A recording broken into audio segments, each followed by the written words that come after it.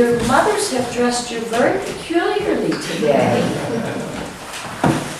Boys just don't show their legs like that, or little girls. My goodness, you're supposed to have a long skirt on. The first school that you would have gone to was called the Dame School, which was a local housewife would bring children into her home to teach them the alphabet and their beginning reading. And if you were started in a dame school, you would probably, your first book doesn't look much like a book at all. It's called a horn book. And why don't we pass this around? And from these very poor facsimiles, it's very hard to tell why it's called a horn book. And I don't have a good sample, unfortunately, but I do have this. Can anybody guess what this is? Anybody? Here, we can pass it around. What do you think that would be? Wax? Well, wax is a little hard. As you feel it, you'll feel it's a little harder than wax. Yeah, wax wouldn't do that, would it? Anybody else have a guess what it might be? Well, remember what was that little tablet thing that we were passing around called? Who remembers what that was called? Some kind of book. What was the name of it? Anybody remember? It was called a horn book. Yes. And that piece is a piece of horn. So where does horn come from? From wood? No. Anybody else have a guess? Where have you heard of horns before? You have the kind of trumpet horn that you play, and where else do you have horns? Yeah, on a cow. Well, it turns out if you take a cow horn and you boil it in water, and then it gets soft when you boil in water, and you can cut it. So obviously that doesn't look much like a cow horn now, does it? Well, you can cut it and you can flatten it. And when you flattened it, you had the horn would separate into very thin sheets. Now that is a thick sheet of horn, but you would have very thin sheets of horn that you actually could see through. And the horn book, as they come around, they would put a piece of very thin horn over the horn book to protect the piece of paper. So that's where the name comes from. And then it would be tacked around the edge of the horn book, so you could actually see through it. And if you look at the piece of horn, put your hand up, you can see, even though that's a very thick sheet, you actually can see through that. So if you look at it carefully, what you can see is they started out the same way you start out back in kindergarten or maybe before kindergarten. What did the horn book start with? Who remembers when they looked at it? What did the horn book start with? Right. What's that called? Alphabet. Right. It started with the alphabet, same thing that you started with. But the actual way they taught reading was very different than the way we are taught reading today. But they did have some things the same. Right after the alphabet, we have the vowels. And what else? What comes after the vowels? You have the alphabet and then the vowels. And what comes after that? Consonants? Yeah, oh, he told you. What are these? They have consonants and vowels. Those are called what? Anybody know? It's probably not real obvious. Those are the syllables that make up our words. So the kids were taught to recognize syllables. You recognize those syllables, you actually memorize those syllables. And then you would read by breaking the word down into syllables. There was no phonics. Did you all learn phonics in schools? How many kids have learned phonics in school? Do they still call it phonics? No. Oh. You learn the sound out the sounds of the letters? Have you learned the sounds of the letters? Yes? So they didn't learn the sounds of the letters. There was no phonics. They didn't learn the sounds of the letters. They learned to memorize the syllables and attempt to read. So it was more like a sight reading than a phonics approach that we have today. And actually, when I went to school, we were taught sight reading, so I had no phonics. So after the hornbook, and you would start in the dame school as young as 2.5 years old. And they started teaching reading at that age. They did not teach writing at that age. Well, let me see how many books I have of these. We can share. Okay, why don't you share? Let's see how far we go. Here's a couple. Here's a couple more. Here. Here's another one. Okay. So the next book that you would learn from, if you were in the 17th century, was a primer. The primer was, if you look through this little book, the primer in the 17th century was a religious indoctrination book. So whatever, each various religions had their own primers, and so it was a religious book in nature that they were using to teach the reading from. And if you were in New England, you were part of, in the 17th century, does anybody know what society you were part of in Massachusetts? Anybody know? Have anybody heard of the Puritans? Has anybody heard of the Pilgrims? Yay, okay. The Pilgrims and the Puritans were all Congregationalists that had left the Anglican Church to come to America to practice their own religion the way they wanted to practice religion. And the thing why Massachusetts was a leader in teaching in schooling for the youngsters was because the Puritans felt that it was very important that everybody learn to read. Two reasons why it was important. One was the goal was that everybody would be able to read the Bible for themselves. And the second goal was they wanted you to be able to become good citizens, so that when some new law was posted on the town hall, you would be able to go up and read it. So it was very important that everybody learned to read. And in light of that, the Pilgrims came in 1620. The Puritans came and formed the Massachusetts Bay Colony in 1630. And the fact that education was very, very important to them, Harvard College was founded in 1636, just 6 years after they came. And in 1642, they passed the first law, was that parents, all you parents, were responsible for teaching your children to read. And if you had apprentices, you were responsible for teaching them to read.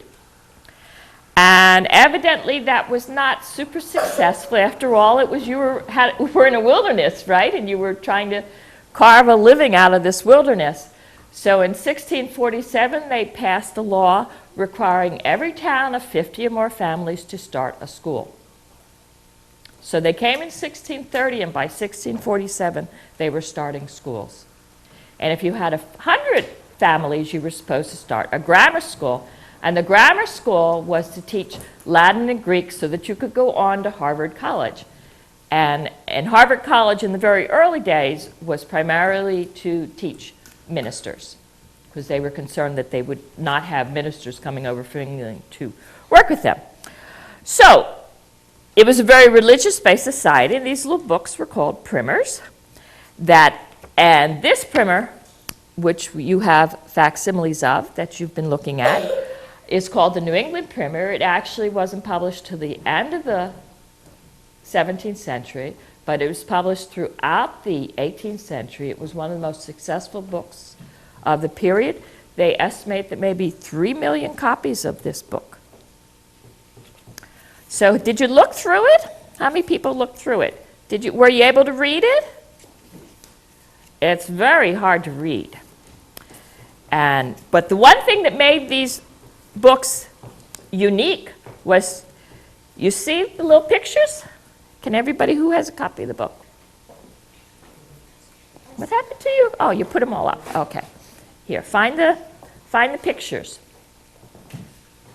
It was these pictures that made the book so popular, because it has these little pictures which are woodcut pictures. So they would cut a block of wood out with the design, and that's how you print it. So books before this time didn't have pictures in them. So to have pictures in them was very important. Though the early editions, it's somewhat ironic, as you remember I said these were religious books. The early pictures they took from the tavern signs that were used. So some people kind of objected to it, and they, over the years that it was published, they reprinted it with more appropriate pictures. But the early pictures they actually took from tavern signs. So, why doesn't somebody try to read the letter A? Find the letter A with the picture. And who would like to try reading it? No volunteers? Okay, go ahead. In Adam's fall, we thinned all. Yeah, we thinned all. Does that make any sense? That's from the story of Adam and Eve. If you're Christian, you're probably familiar with that story. And I'll give you a hint. That's not the letter F. And that's why when we go back and look at these little textbooks, we find it very, very hard to read, because we read it as it looks like an F to us, doesn't it? Everybody agrees it looks like an F. Is it R? No, it's not an R. Anybody else have a guess? Yeah. S. S. Very good. Excellent. It's the letter S. So it should read, in Adam's fall we sinned all. So when we go back, they use this, it's called a long S, and they used it in both the script and the print text. So it makes the print text and the script even harder to read. So it's very hard for us to go back and read this. But would it have been hard for colonial children to read that? What do you think? No, because they learned it, it was just normal for them. Do you have trouble reading your letters? No, you don't have any trouble reading your letters. So it's hard for us now to go back because we didn't learn that letter. But the colonial children didn't have any trouble reading it. So most of you are boys here. And the boys, after they went to the town school and they learned the primer, could go on to the grammar school, or by the early in the 18th century, there were writing schools. Now remember, we're learning to read. Writing and reading were not taught together. You were taught to read first, and then about the age 7, writing instruction could start. And along with writing instruction, sometimes you might get arithmetic instruction. So that was the third thing. And the writing and the arithmetic were considered commercial endeavors. So of course it was deemed not very important for women to learn writing and reading. So the girls, what was important for the girls to learn, do you think? Any ideas?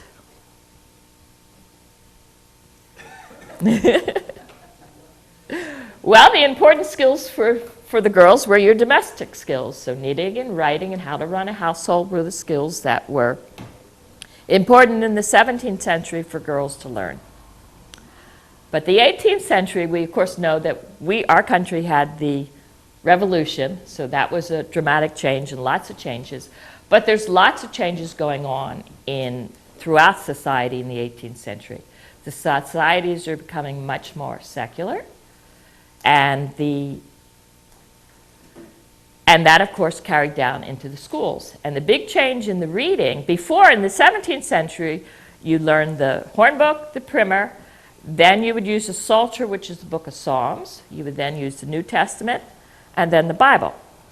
And by the 1730s, they were introducing a new book into that sequence, which came after the primer. That was called the spelling book. And this is a little older spelling book. This is a spelling book by Noah Webster. And if you just look through that, most of you, I don't know, when I look through it, I find it very intimidating because it's got list after list of words. And even though it was called a spelling book, it was used to teach reading, not spelling. So that was a big change. The spelling books were much more secular in general than the primers were. And society was changing. A big change, more people wanted their children to learn to write. And one of the big changes in writing came about in the 1730s when powdered ink became available.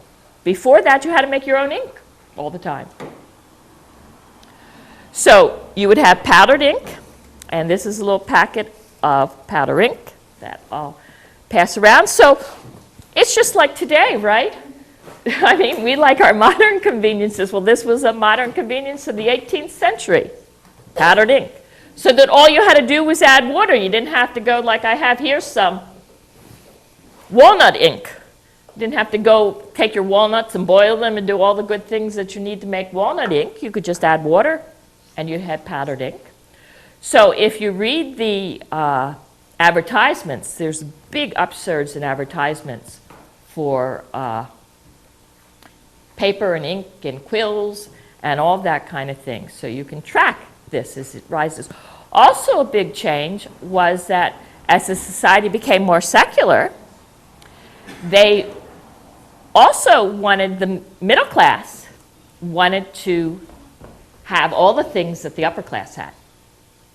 And this was actually one of the causes of the revolution, because we were buying tremendous amount of things, and we didn't want to pay taxes on all those things that we were buying. So there was a big change going about in the society. And also, another change was the outlook on children.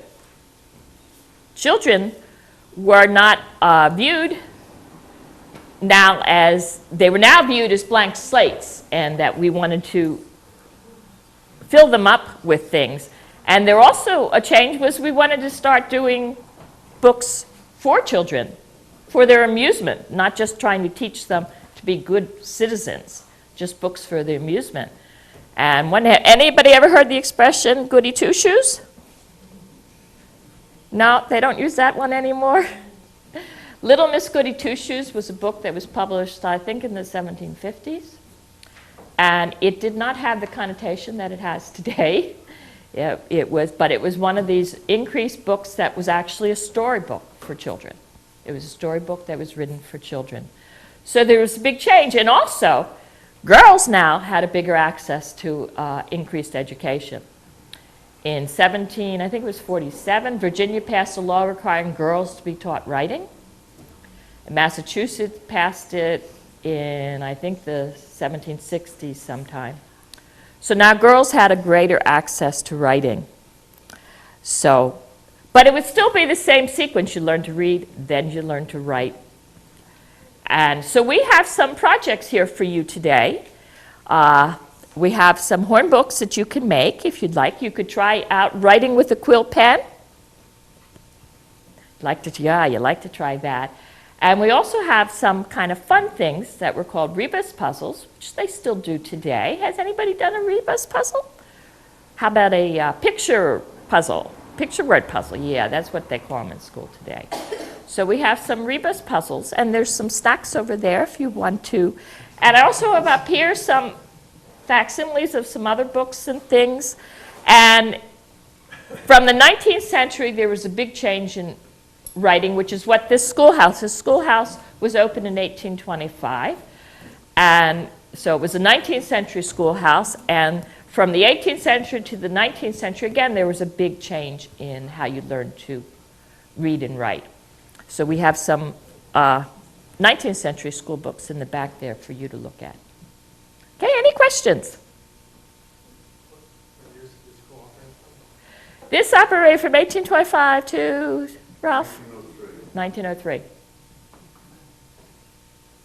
So it was a typical one-room schoolhouse, and probably very similar to what the 18th century schoolhouses would have looked like. There's a test for you all. You have to sign your name. You have to make sure you can write. Yes, there was a very high rate of literacy in the 18th century. It was very, very high. But that it's hard to measure, you know, because when you say literacy, do you mean reading or do you mean writing? And more people could read than could write. But even just the writing of who could sign their name, it was very, very high rate. By the Revolution, almost all males could sign their name. So it was very high rate. So you want to try some of our projects? Sound good. Okay. Are they outside? Yeah, they're all outside. Going for the project.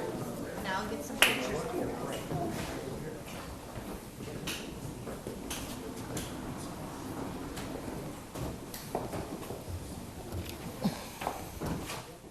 In a horn book?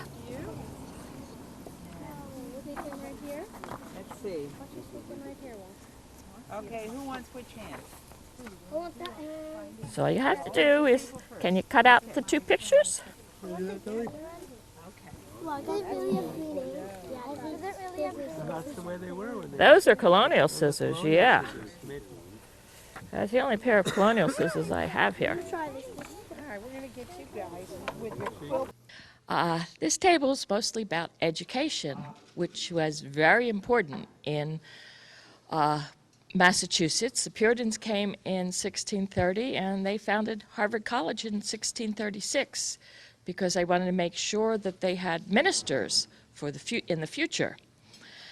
And in the 1640s, they introduced bills to make sure that children were educated. It was very, very important that children were educated to the Puritans because they wanted to make sure that everybody could read the Bible for themselves. That was a very important part of the congregational beliefs they held.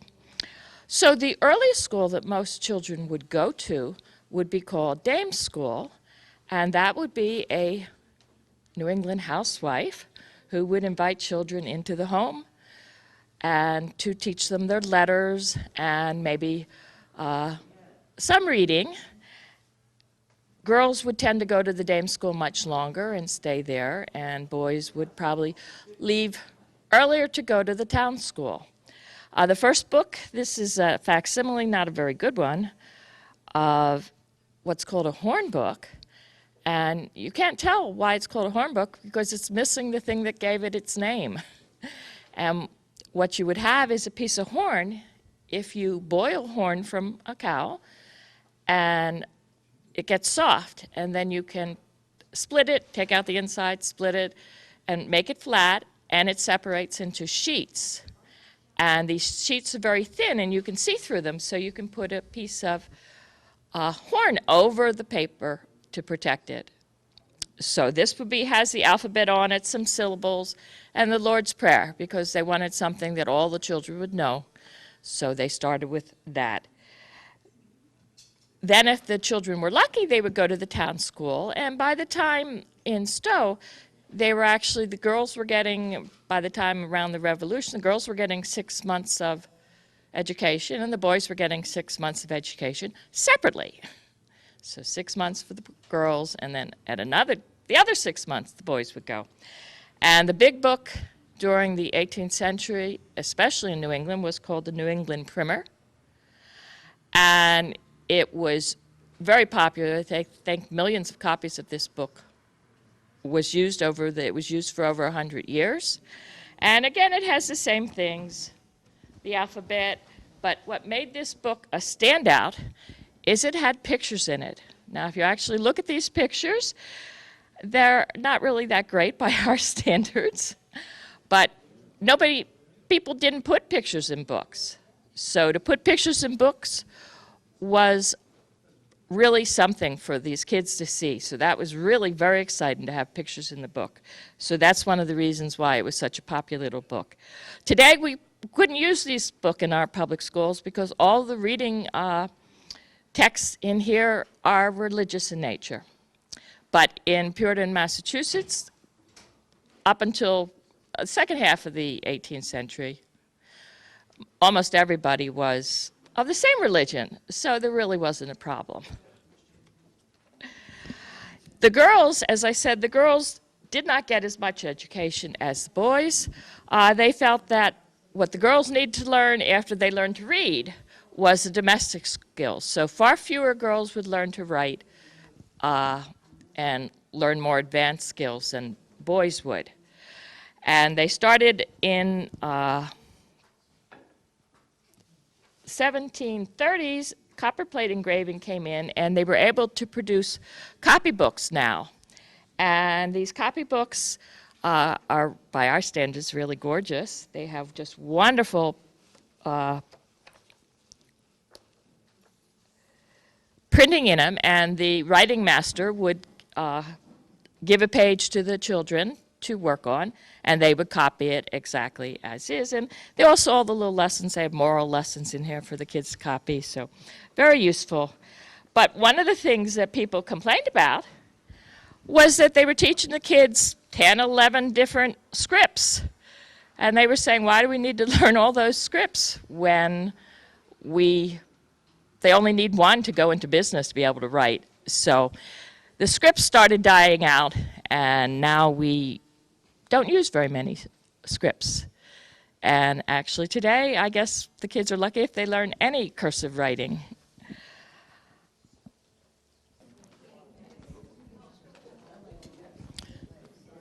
This book is a reproduction of all of the 1774 Boston Gazettes. And 1774 was a very big year because that was when the Intolerable Acts were passed. So as you go through this, you'll see, starting early summer, you see page over page with articles about the Intolerable Acts and what was going on. The biggest thing you do notice when you look at the book is I need a magnifying glass to read it. The print is very tiny because paper was still expensive.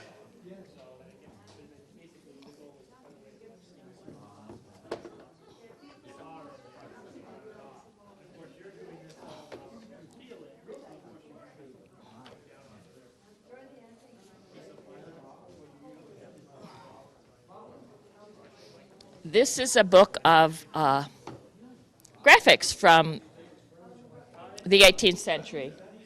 And my favorite part of the book is the cartoons that they have in there. There were very elaborate cartoons that were published for and against, though it does seem like most of the cartoons, this is from the Library of Congress, and it seems like most of the cartoons were for the rebels in America. But this is a very elaborate cartoon in this one, which they call the Funeral of the Stamp Act. So that was when the Stamp Act was repealed. They produced this cartoon and made it into a funeral, which is very amusing.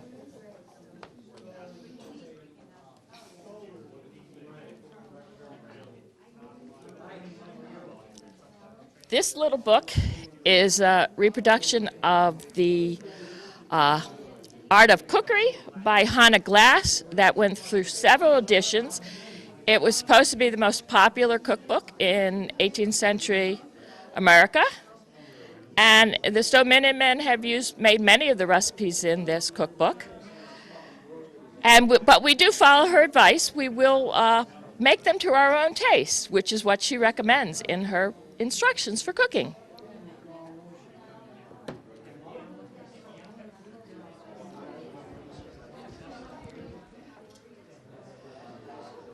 This little book is one that I just got, and it's really rather interesting.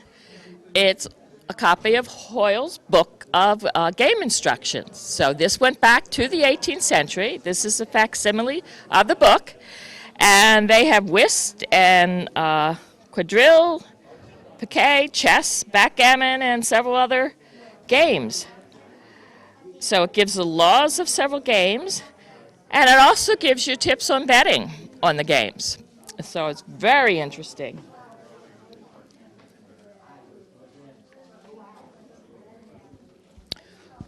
What might be surprising to many of us is that they did produce magazines. And back in the 18th century, we had our ladies' magazine and also our gentlemen's magazine.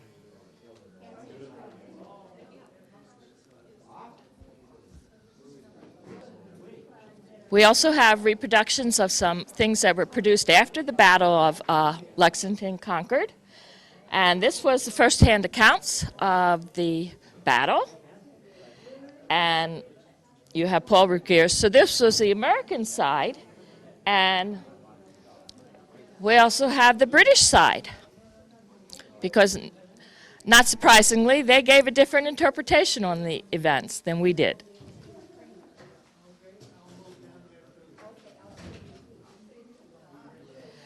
Sometimes you wonder, you see people out in costumes, how do we know that, and how do we actually reproduce it? Because fabrics have changed completely. So one of the reenactors has produced a book, which is very handy because it actually gives us material that we can feel and then have a much better idea of the fabrics that we should use for our own clothing.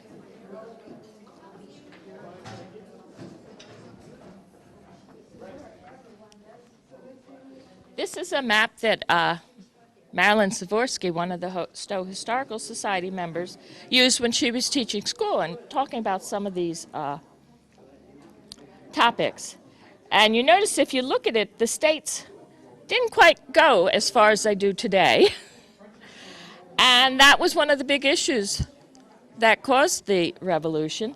The French and Indian War, the French were occupying a lot of this land. In the French and Indian War, of course, the British won. And the settlers were expecting to move into the territory, and then the king said, no, you can't move in. So that was one of the big issues. So you can see that this is the line that they were forbidden, that they couldn't move past.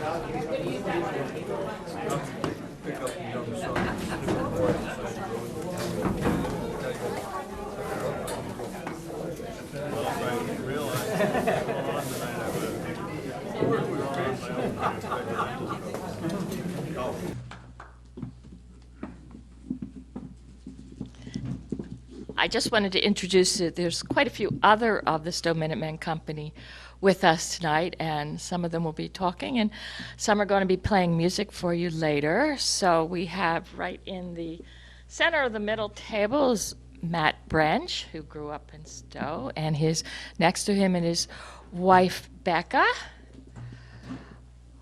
and who is both a drummer and a fifer. And beyond is Cindy and her mother Alice, and Cindy is a fifer, and Alice was doing the weaving, and she'll be doing that again later.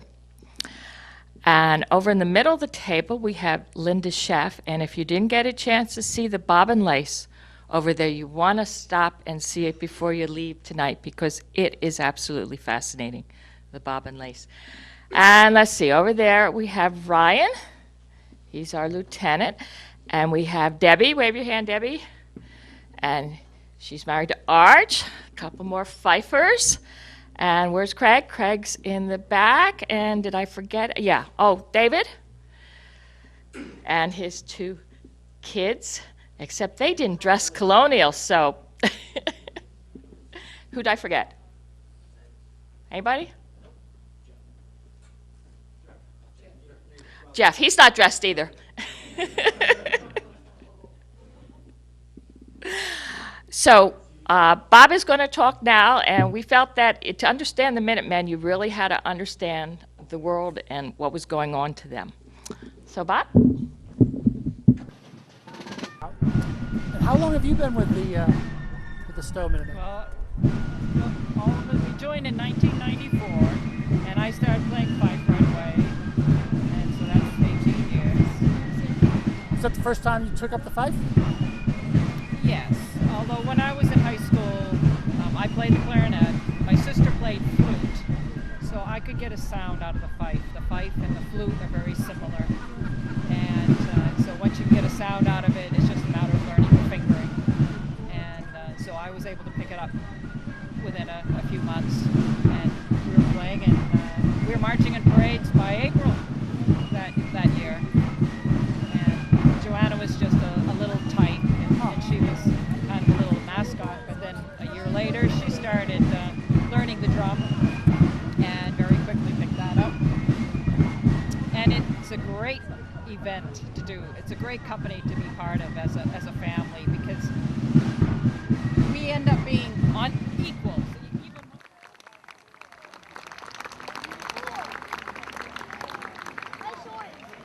Stow Minutemen from Stow, Massachusetts, coming on the field to lock the door.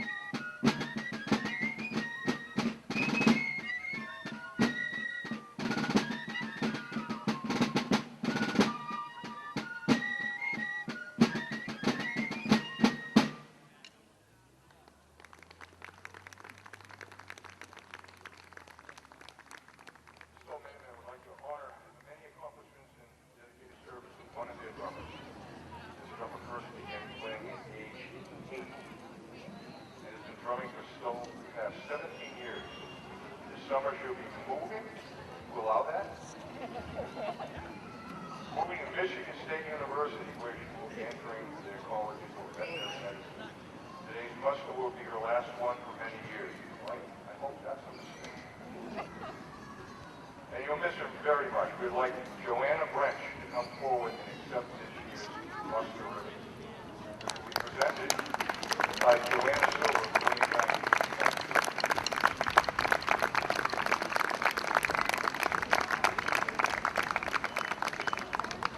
Wait, that's going to put a lot.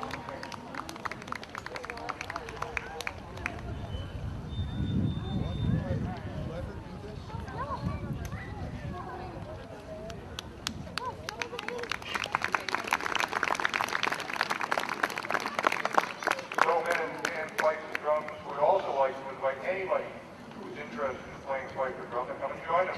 Free fife and drum lessons are offered each week at Stow. Please talk to one of them or see them on their website, stowminutemen.org. They'd like to thank the William Diamond Juniors for the opportunity to perform today. Stow Minutemen will now march off to British use. Change Pavilion and party class. Stow Minutemen fife and drums. Thank you.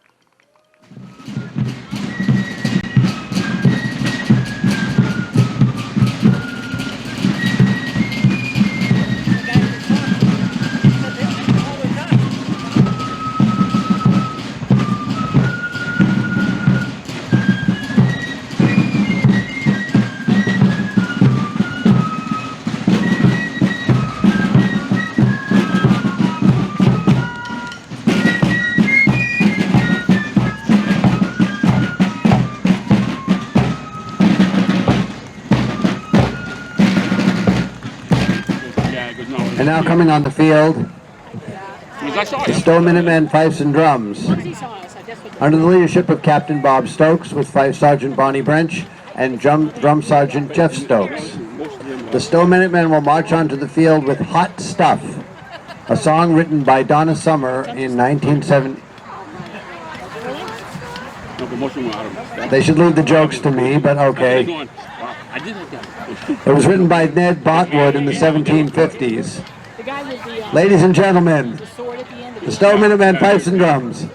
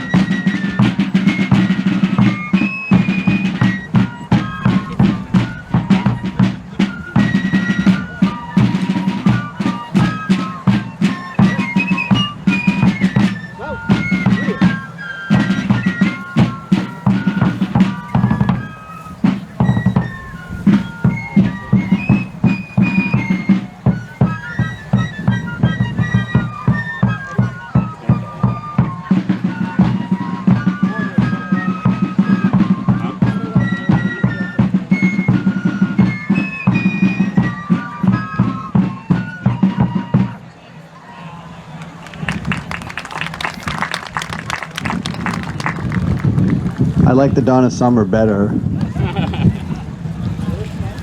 Okay, on stand. Oh, the Stow Minutemen exist to preserve and perpetuate the memory and spirit of our forebears and to promote an interest in revolutionary history. The fife and drum section of the company strives to bring alive 18th century New England through authentic music likely to have been known and played in the colonies. As always, they are thankful for this opportunity to perform some colonial fife and drum music for you. On stand, they will be playing a three-part medley. It begins with a pair of tunes in the standard style, Child Grove, and Les Vignobles à Martin Cotillon, Très Bien, from the French repertoire, at least the French accent repertoire. After the drum bridge, you'll hear two tunes from colonial America rarely heard today, Miss Douglas Fancy and A Rondo. This will be followed by three entries from the Baroque opera King Arthur, or British Worthy, composed by Henry Purcell in 1691. These three tunes include a rollicking good song, Your Hay It Is Mowed, a fanfare for two trumpets, I mean fifes, and finally, Our Natives. Ladies and gentlemen, the Stow Minutemen, fifes and drums.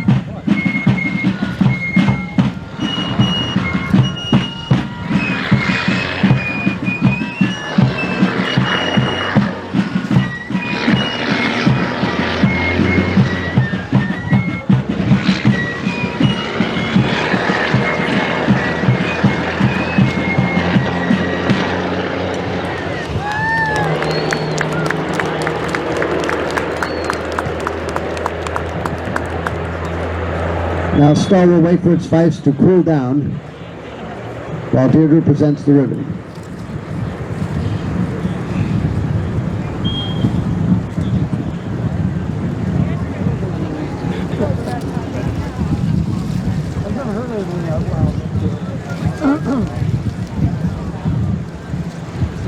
Okay. The Stow Minutemen will be marching off the field in an effort at shameless self-promotion for their fife sergeant. They'll march off to Bonnie Kate.